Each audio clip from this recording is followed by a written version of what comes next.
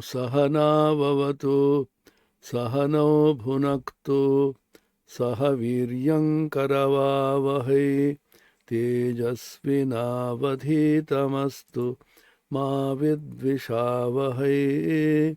Om Shanti Shanti Shanti. Harihi Om Tat Sat. May the Supreme Being protect us, the teacher and the disciple, by revealing to us the true nature of knowledge. May the Supreme Being protect us, the teacher and the disciple, by revealing to us the application of that knowledge. May we both, the teacher and the disciple, strive together for the acquisition of knowledge and wisdom.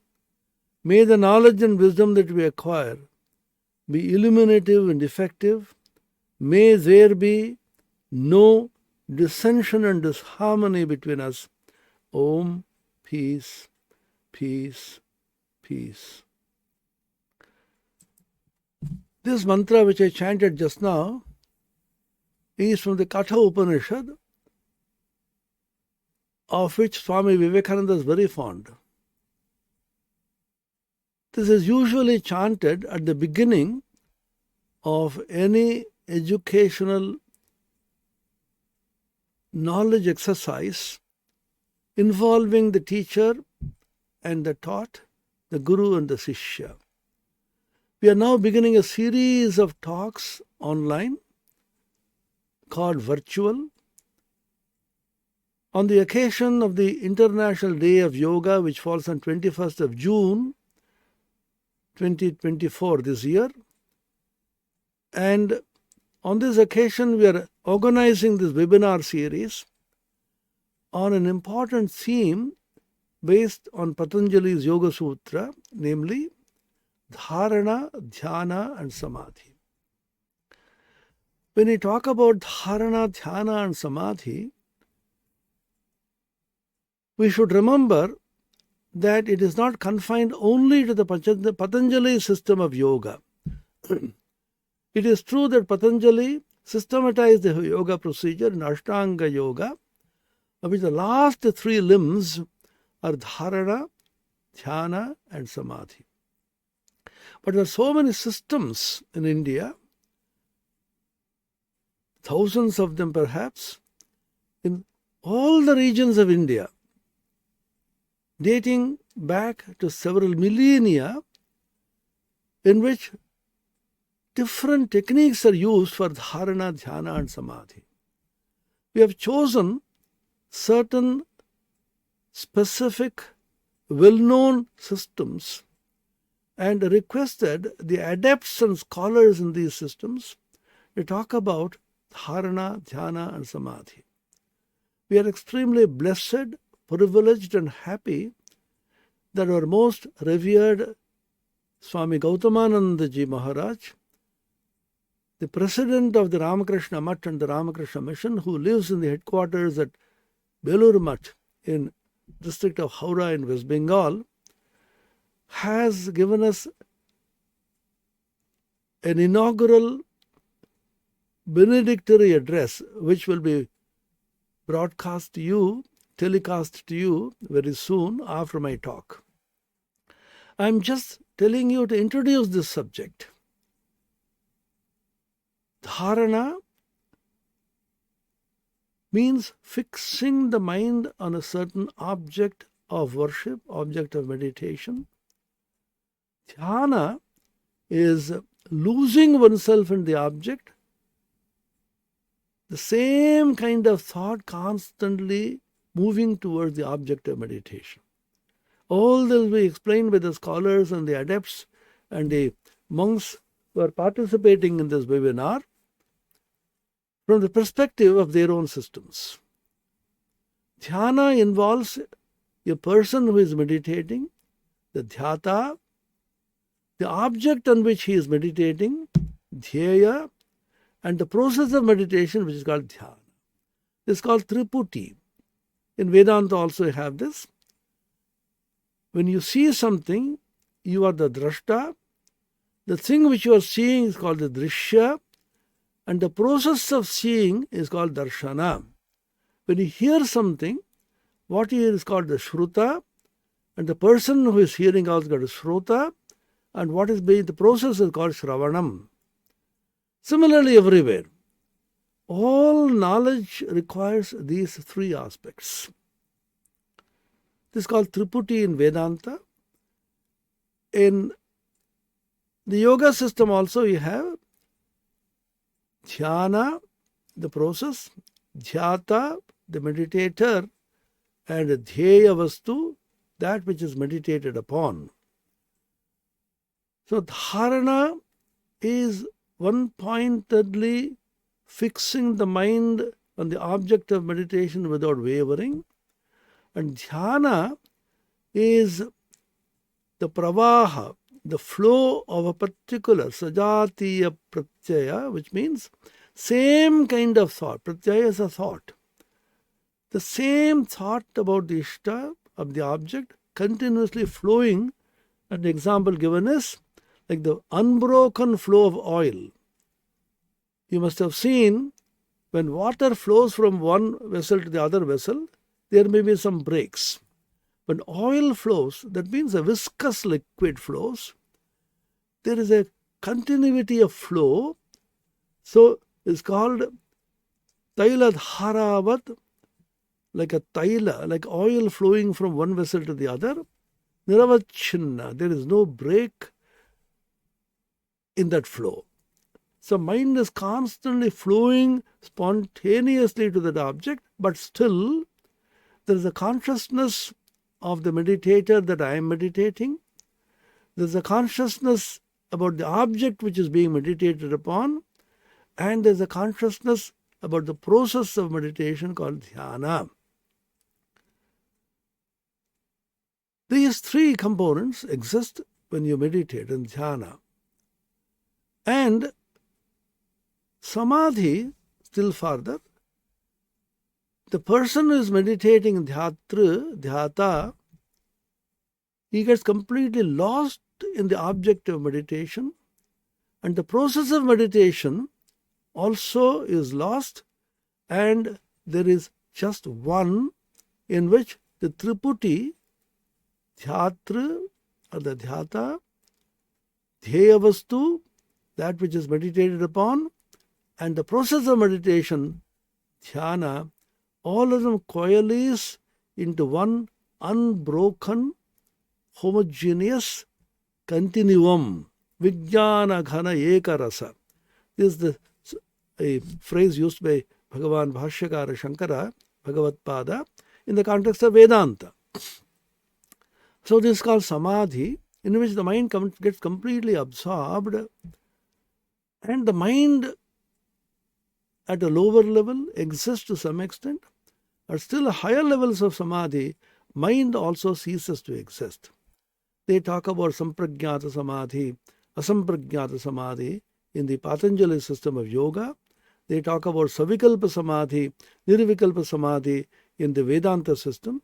Whatever, in samadhi, the consciousness of the meditator, the object of meditation, the process of meditation, all of them, as it were, coalesce into one, and you get completely lost to the outside world. So our title of this webinar, as I told you, is Dhāraṇā, Dhyāna and Samadhi in the various systems.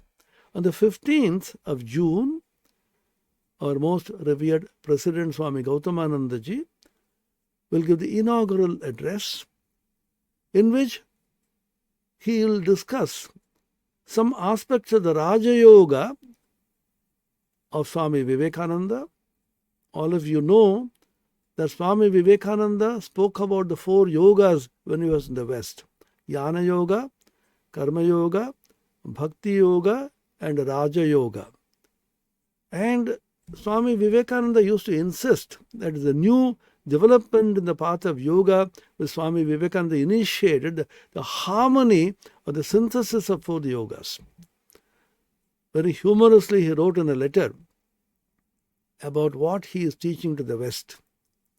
I want to give them, the Westerners, hard, dry reason, soaked in the sweetest syrup of love, made spicy with work, and cooked in the kitchen of yoga so that even a baby will be easily able to digest it. That was Swami Vivekananda's task. Now, the Raja Yoga of Swami Vivekananda consists of two parts. One part, his own interpretation and explanation of the process of meditation, Dhāraṇā-Dhyāna-Samādhi of Patanjali, in which he has brought in ideas from Sankhya, Akasha and Prana, and from the Tantra, the Kundalini, six chakras and so on, and built up a wonderful system which is a hybrid and an amalgam of different systems with a very practical and doable instructions about it. Of course, tinged with and soaked in his own personal spiritual realizations.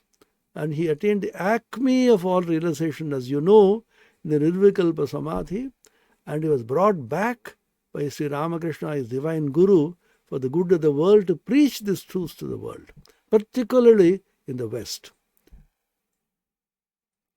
The second part is aphorism after aphorism, sutra by sutra. He is trying to briefly explain Patanjali's Yoga Sutras. So Swami Gautamananda Ji, a revered President Maharaj, he has discussed some aspects of this Raja Yoga and given practical instructions based on the magnum opus of Swami Yatishwarananda Ji, who was a revered vice president of the Ramakrishna Math and Ramakrishna Mission, Swami Gautamananda's own guru, in which Swami Yatishwarananda discusses meditation and spiritual life in a very elaborate way. Most of you must have seen this book, and those who haven't, I strongly recommend and advise you to purchase that book, keep it, read it every day. That's a practical manual backed up by the theory of the scriptures and tinged with Swami Yatishwarananda's own spiritual experiences. He was a highly evolved yogi and a jnani, blessed and initiated in spiritual life by Swami Brahmananda Ji, the spiritual son of Ramakrishna Paramahamsa, and one of our vice presidents. He has elaborately discussed various problems, pitfalls, as well as the theoretical aspects of dhyana, meditation, and various aspects of spiritual life, which is a practical and theoretical manual of meditation and spiritual life. And Swami Gautamananda Ji has taken several portions from that book to reinforce his talk based upon Swami Vivekananda's Raja Yoga. That is the 15th. And the 16th, we have the blessed privilege of listening to His Holiness Dalai Lama. It's a recorded talk by Dalai Lama, and we wanted the Buddhistic Sampradaya to be included. Buddha, his teachings, and the followers of Buddha have developed an extraordinarily complex form of meditation based on Nagarjuna's idea of Pratitya Samutpada. Most of you know that Nagarjuna is one of the outstanding philosophers of all time, and his magnum opus is Madhyamika Karika, in which he explains the whole teachings of Buddha on the basis of what he calls the Pratitya Samutpada, doctrine of dependent origination. That is the name which is given. And Dalai Lama's talk's title is Madhyamika Buddhism, Prajna Paramita Hridaya Sutras. That's also a famous book. It's called Prajna Paramita Hridaya Sutra, the Heart Sutra. The heart is not this physical or emotional heart. Most of you will know that three kinds of heart are mentioned. One is the physical heart, physiological heart, which the cardiologists take care of. The second is the emotional heart, which the psychologists tackle. When you get depressed, when you feel elated, how the emotions and mood swings are tackled is a subject of psychology. Psychology is not only of the mind, it is of the heart. It's called the prana. The movement of prana, the vital regions in the heart. And the third heart with which we are concerned is the spiritual heart.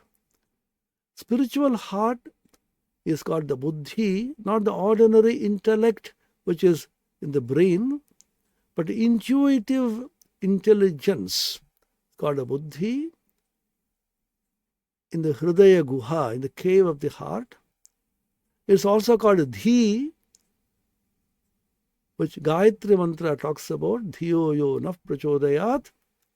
It's called prajna in the Yoga Sutra, Ratambhara prajna, prajna aloka. It is the light of consciousness, light of prajna.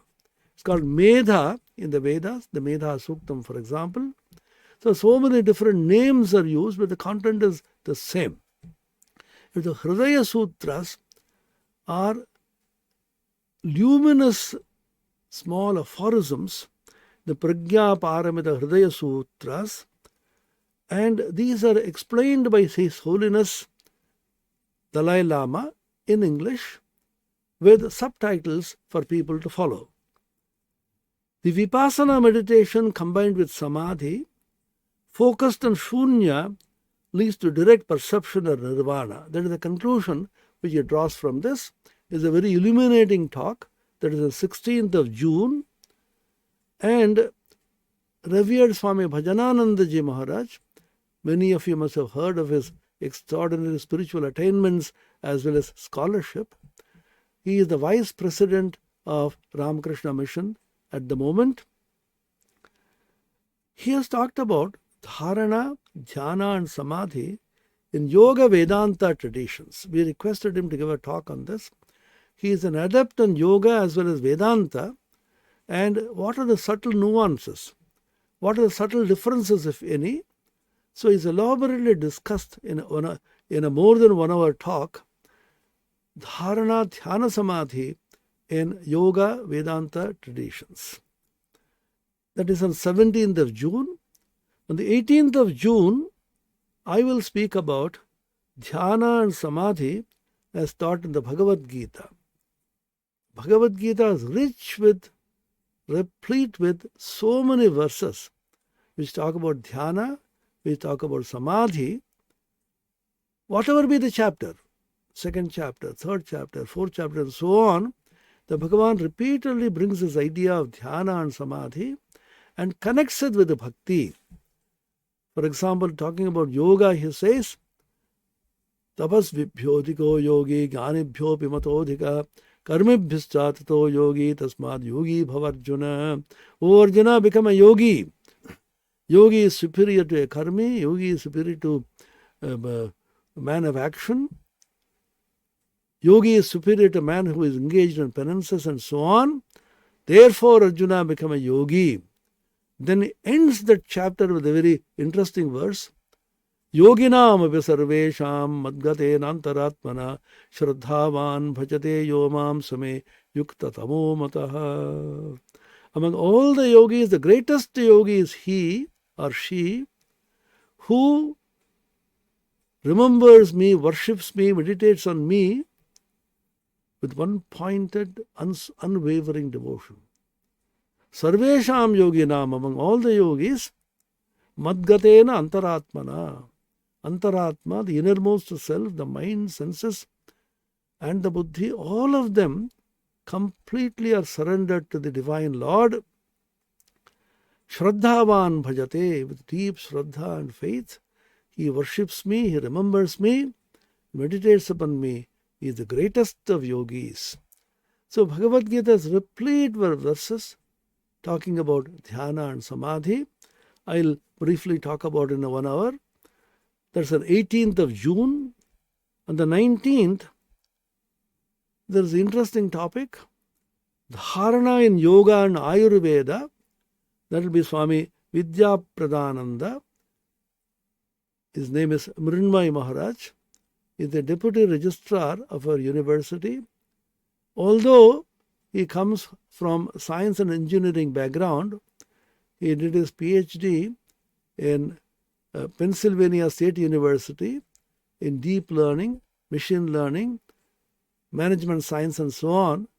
But after becoming a monk, he turned to yoga and Vedanta. He has deeply studied the Yoga Upanishads, which combine Vedanta and yoga, and he has some idea of Ayurveda also.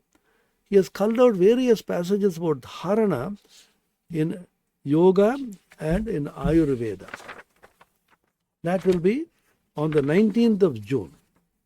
Now, on the 20th, we have a very interesting topic. 20th of June, by Yogacharya S. Sridharan, who was the senior trustee, Krishnamacharya Yoga Mandiram at Chennai, and the vice president of Indian Yoga Association. He will speak on Dhyāna-Samādhi according to Nathamuni tradition, Ramanujacharya's Vaishnava Sampradaya. Very few people know that Ramanuja developed in the Sampradaya, the Vishishtadvaita Sampradaya, Vaishnava Sampradaya, Shri Vaishnava Sampradaya specifically, a system of Dhyana Samadhi in the tradition of Nathamuni who preceded him. There's a unique book. And Nathamuni wrote a commentary in Sanskrit on the 4 padas of Yoga Sutras of Patanjali. They have been recently translated into English by Sridharan.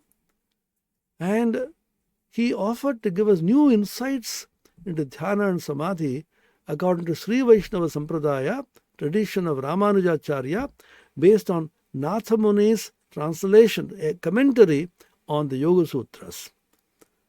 On the 20th of June for 1 hour. On the 21st of June, we have a different perspective on Dhāraṇā-Dhyāna-Samādhi by Dr. Indranil Basu Roy, who is the founder and mentor, American Academy of Yoga in Medicine. He lives in the USA. He is deeply interested in yoga in medicine. He is conducting and has been conducting a lot of research in this area. He will talk about Dhyana Samadhi, the Kriya Yoga tradition, in the light of modern medical science. All of you will know that Kriya Yoga is a very interesting tradition initiated by Shyamacharan Lahiri in Bengal, and which was taken up by Paramahamsa Yogananda, the self-realization group, which has spread its wings all over the world, particularly in the USA. You will remember the autobiography of a yogi, a famous book. So in that tradition, Kriya Yoga is very famous, and Indranil Basura is specialized in this area, in this discipline of Kriya Yoga. He is also a practitioner and a sadhaka of this tradition. He will talk about Dhāraṇā-Samādhi, the Kriya Yoga tradition, in the light of modern medical science. On the 22nd, we have another interesting talk by Dr. Antonietta Rossi. She is an Italian.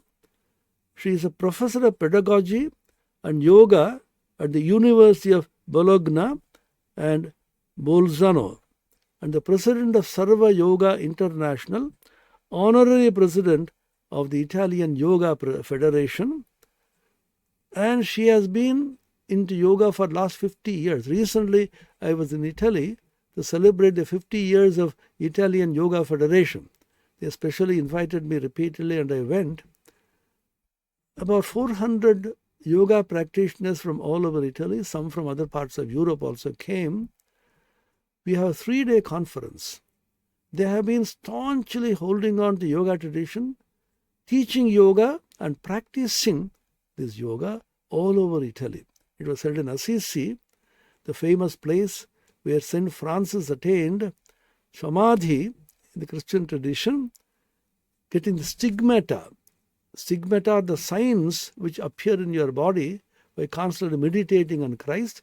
Wounds appear in your hands and your feet and so on. He was an extraordinary yogi in a deep jungle. Dhāraṇā is the place where he was absorbed in God's thought and samadhi for days on end. It was completely inaccessible in those days. Even now, it's a place which is very difficult, so much full of jungle and plants and so on. She will talk about the universal appeal of yoga, the yoga movement in Europe with special reference to Italy. That's for 1 hour, 22nd of June. 23rd of June, there is another interesting talk by a scientist.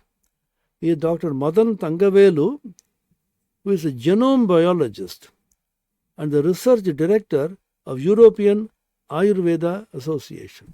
I met him again in Italy and was deeply impressed by his scholarship. He is also a practitioner. He is now associated with the Cambridge University as a consultant genomics professor. He will talk about genomics validating yoga science. He says, I prove that yoga science and the discoveries of yoga can be validated by genomics of the modern times. That is on 23rd June for 1 hour.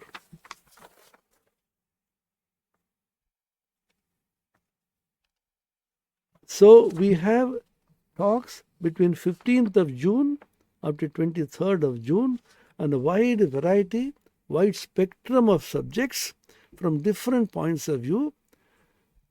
I am sure all of you will not only listen carefully, Shravana, reflect on what you have heard, listen to, Manana, and get absorbed in these thoughts, Nididhyasana, for the elevation of your own soul and consciousness, and to just get a glimpse of how many varieties of yoga have been practiced, millennia upon millennia, by hundreds of thousands of millions of people in India. It is now spreading abroad also. The rich treasure of yoga which India possesses should come out and liberate the world by its universal appeal. There is no dogma behind it. There is no specific religion behind it. There is no sampradaya tradition behind it. There is no narrow theological underpinnings. It is universal, it is time-tested and timeless also. It appeals to your heart, to your mind, your intellect.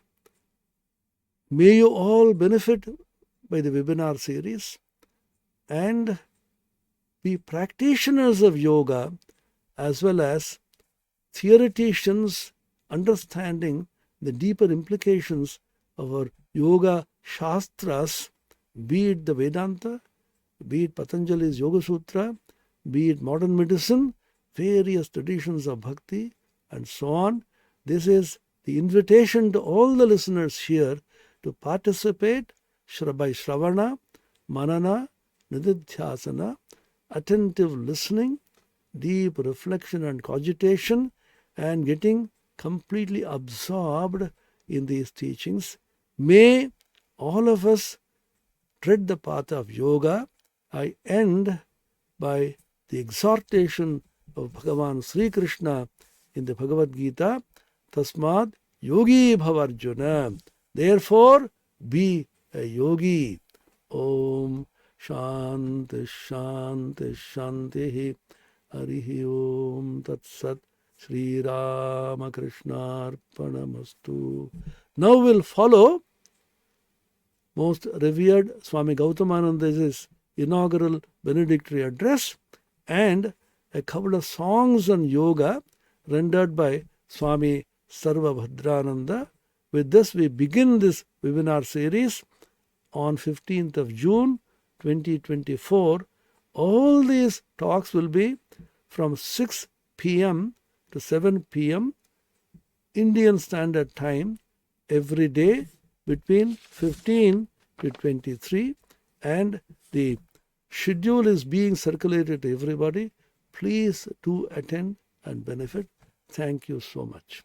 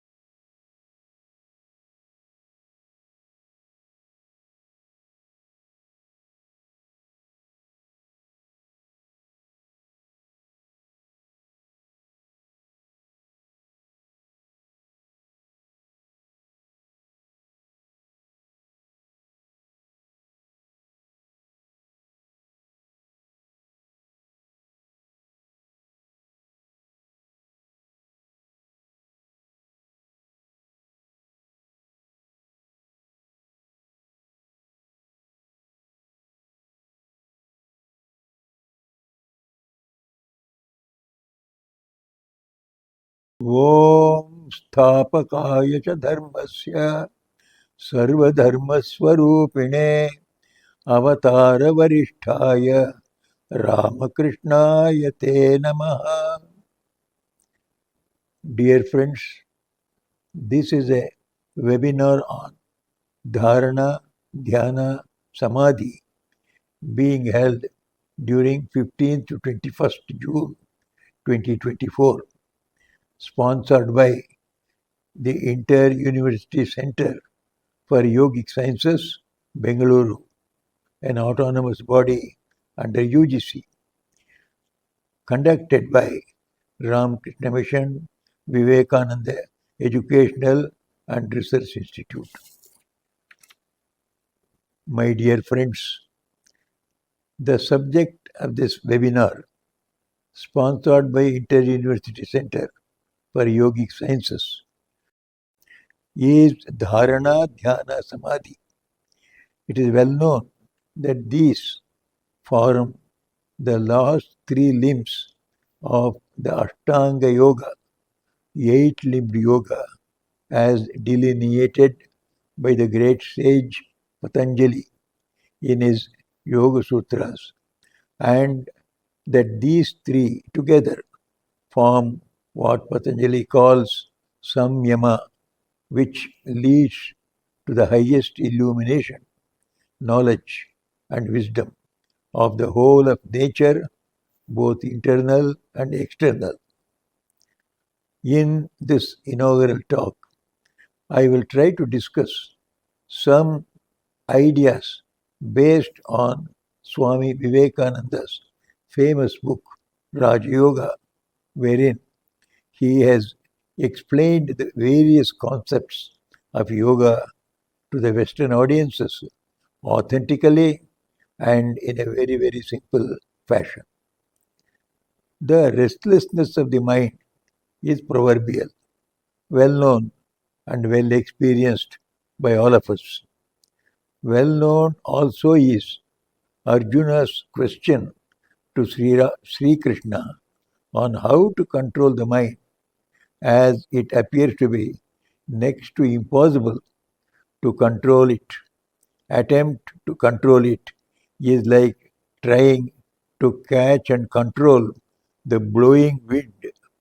So in Bhagavad Gita 6:34, you read Chanchalam Vimana Krishna Pramati Balavadridam Tasyaham Nigraham Manye Vayoriva Suduksharam.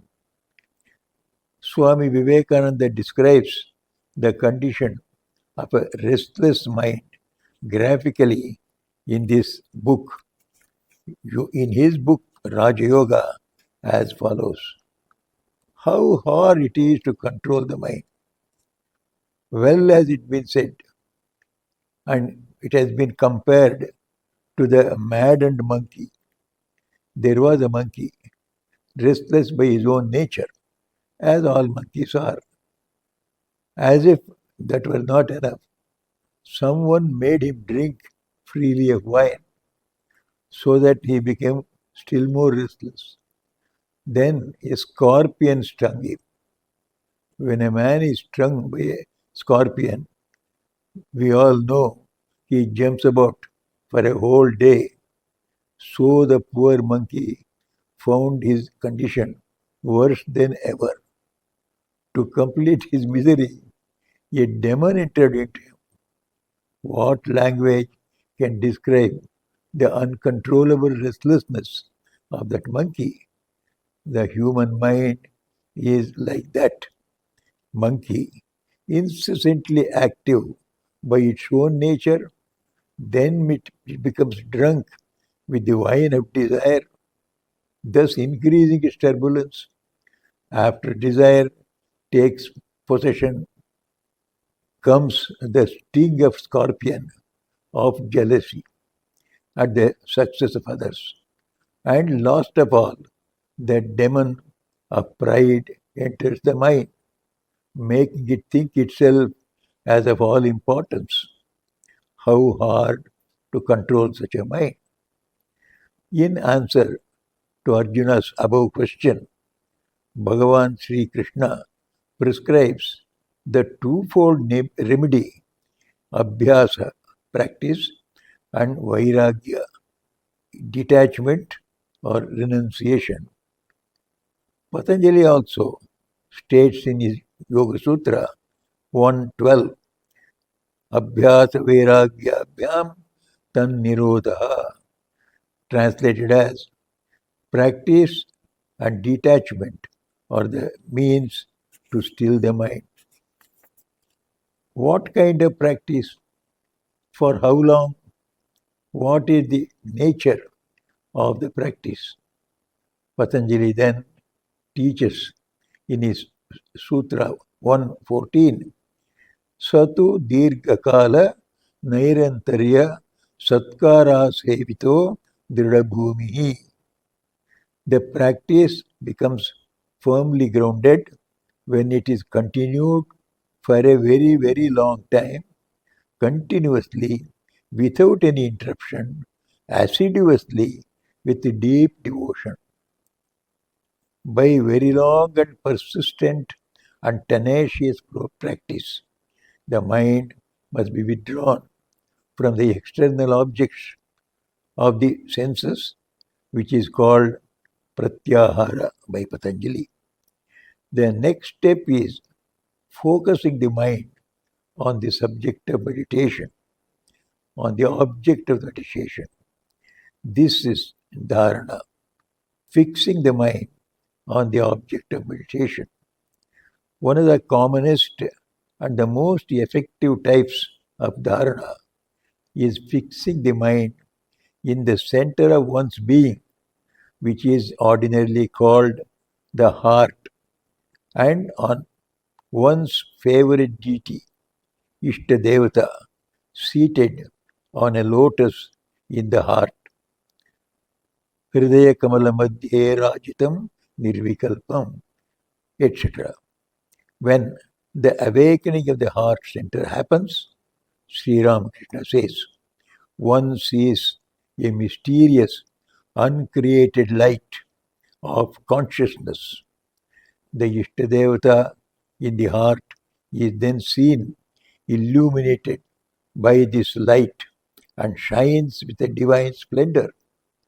As Swami Yatishwaranandji, one of the illustrious monks of the Ramakrishna order, who was its vice president and a well-known authority on meditative life, teaches as follows in his famous book, his magnum opus, Meditation and Spiritual Life.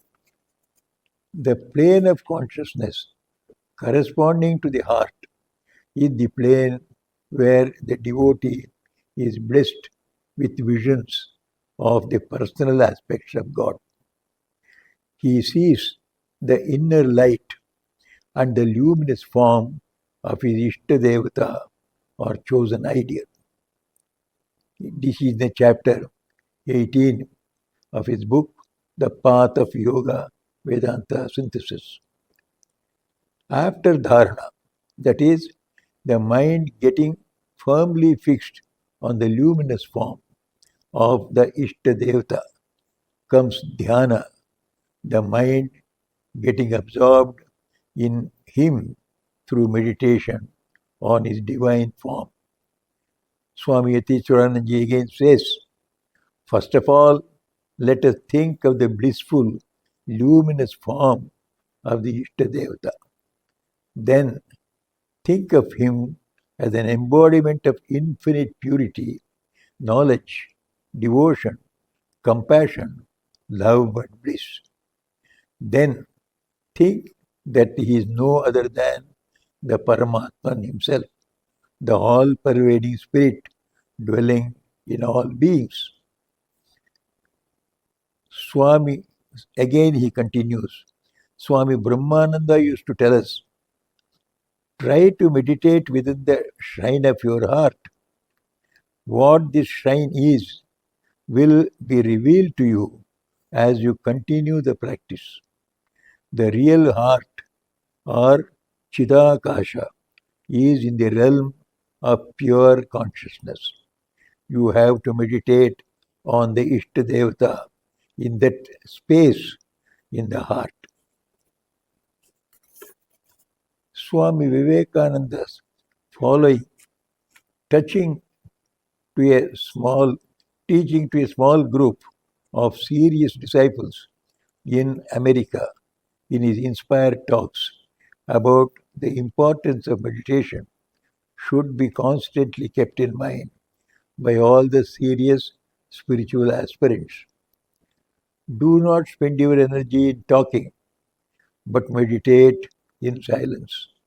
And do not let the rush of the outside world disturb you. When your mind is in the highest state, you are unconscious of it. Accumulate power in silence and become a dynamo of spirituality. Complete works of Vivekananda, Volume 7. We may conclude this short talk by quoting Swami Vivekananda from his book Raja Yoga about Dhāraṇā, Dhyāna and Samadhi, as well as the joy and beauty of the highest superconscious realization. When the mind has been trained to remain fixed on a certain internal or external location, there comes to it the power of flowing in an unbroken current, as it were, towards that point. This state is called dhyana. When one has so intensified the power of dhyana as to be able to reject the external part of perception and remain meditating only on the internal part, the meaning, that state is called samadhi. The three, dharana, dhyana and samadhi, together are called samyama. That is, if the mind can first concentrate upon an object and then is able to continue in that concentration for a length of time, and then by continued concentration to dwell only on the internal part of the perception, of which the object was the effect, everything comes under the control of such a mind. This meditative state is the highest state of existence. So long as there is desire, no real happiness can come. It is only the contemplative, witness-like study of objects that brings to us real enjoyment and happiness. The animal has its happiness in the senses, the man in his intellect, and the God-man in spiritual contemplation. It is only to the soul that has attained to this contemplative state that the world really becomes beautiful. To him who desires nothing and does not mix himself up with them, the manifold changes of nature are one panorama of beauty and sublimity. May the Supreme Divinity, by whatever name he is called, grant us the purity, strength, and intensity of aspiration to be able to realize these sublime truths of yoga, dharana, dhyana, and samadhi, together called samyama. And may we, by divine grace, all make our lives blessed by such realization and inspire others who live in this miserable world to strive for such a blessing, is my earnest prayer to the Almighty. Om Shanti, Shanti, Shanti. Sri Ramakrishna Arpanamastu.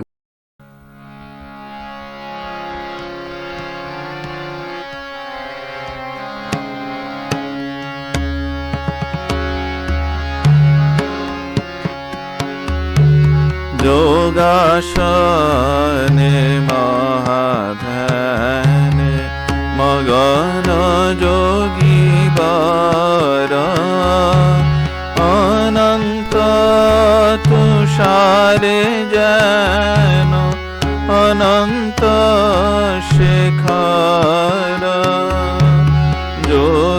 যোগাসনে মহাধ্যানে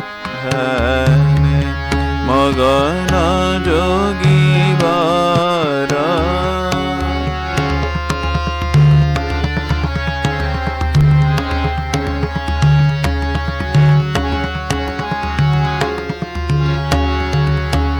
প্রলয় নীরব মাঝ একাকী পুরুষরাজ প্রলয় নীরব মাঝ একাকী পুরুষরাজ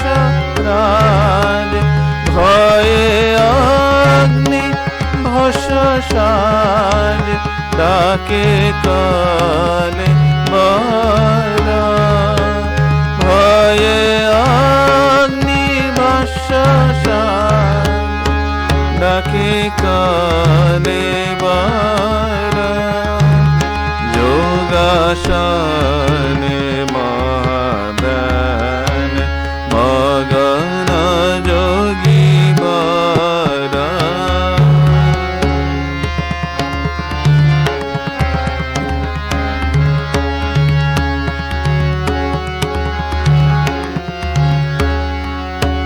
শিশু শশী নাহিয়ার অন্ধকার নিরাকার এক নাহি দুইয়ার প্রকৃতি নিতার শিশু শশী নাহিয়ার অন্ধকার নিরাকার এক নাহি দুইয়ার প্রকৃতি নিতার কালবদ্ধ বর্তমান ব্যোমকেশ ব্যোমপান কালবদ্ধ বর্তমান ব্যোমকেশ ব্যোমপান নিত্য সত্য পূর্ণ জ্ঞান পূর্ণ মহেশ্বর নিত্য সত্য পূর্ণ জ্ঞান পূর্ণ মহেশ্বর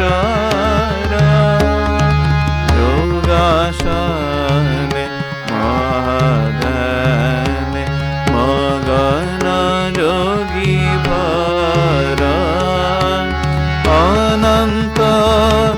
তুষারে যেন অনন্ত শেখর যোগাসনে মহাধ্যান মগন যোগীবর যোগাসনে মহাধ্যান মগন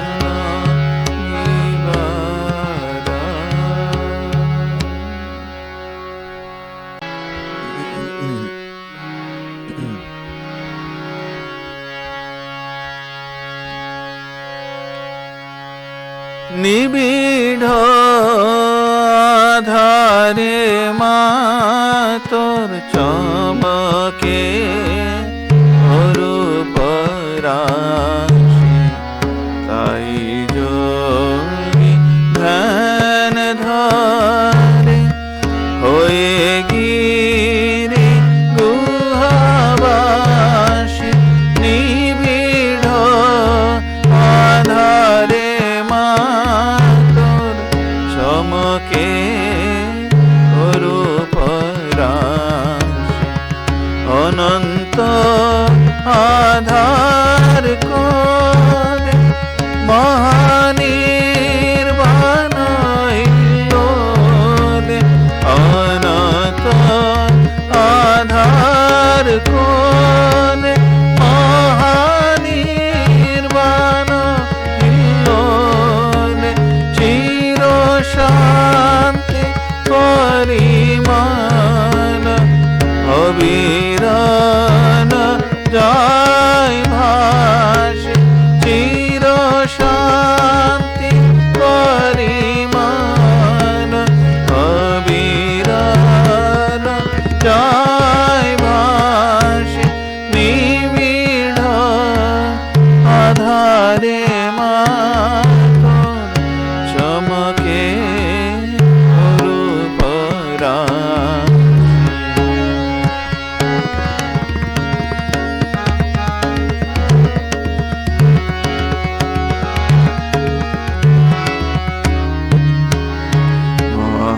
মহাকাল রূপ ধরি আধার বসন পড়ি সমাধি মন্দিরে ও